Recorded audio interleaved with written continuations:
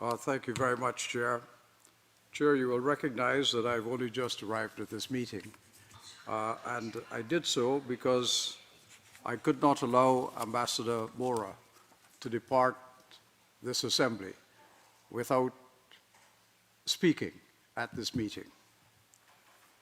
Frank Mora's physical arrival in our council at the OAS was preceded by his considerable reputation for fairness, for balance, and for careful research. These are necessary disciplines for the distinguished academic and writer that he is. His significant body of published works on Latin America and the Caribbean demonstrated that he was intimately familiar with the circumstances and challenges that confront the majority of states of this organization. Unquestionably, Ambassador Mora brought to this role the qualities that made him a successful and respected academic. From the time of his arrival, he demonstrated a willingness to listen to the concerns of others and a readiness to narrow differences so as to achieve inclusion and to eschew division. Undoubtedly, he diligently pursued the promotion and advancement of the causes of his own country, and he championed the principles for which it stands.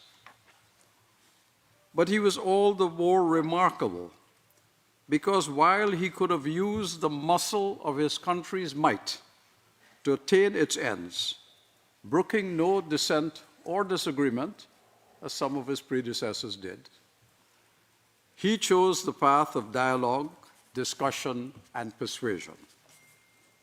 For him, 18 votes was not enough because a simple majority registered discontent and dissatisfaction of a significant number of others.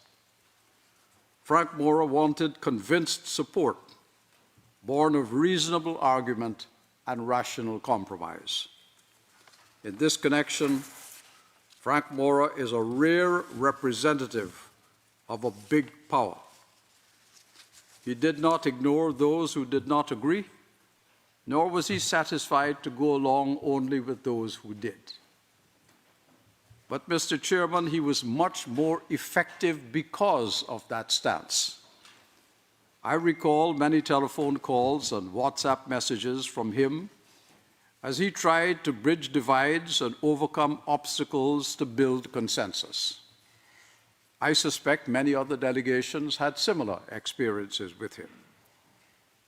Now, none of this is to suggest that he did not firmly stand up for the concerns of his own government. He did, and he did so with passion, but not as a bully. Always with reasoned discussion and fulsome explanations, he tried to build bridges and close divides. Frank Mora also showed a deep commitment to this Organization of American States. He was committed to its success and to its sustainability. And we saw many manifestations of that, including the compromises made over the budget about which we ourselves argued so fiercely and so fulsomely.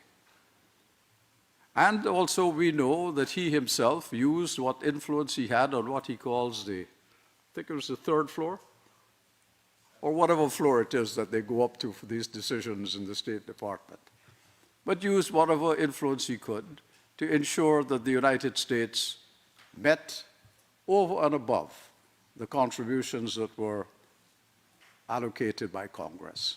And that in itself is significant. So Frank Mora leaves us with our appreciation. But more than that, Mr. Chairman, Frank Mora leaves us with our respect and our thanks for the contribution he has made here. And these are words that I could not have left unspoken. So once again, Frank, thank you very much.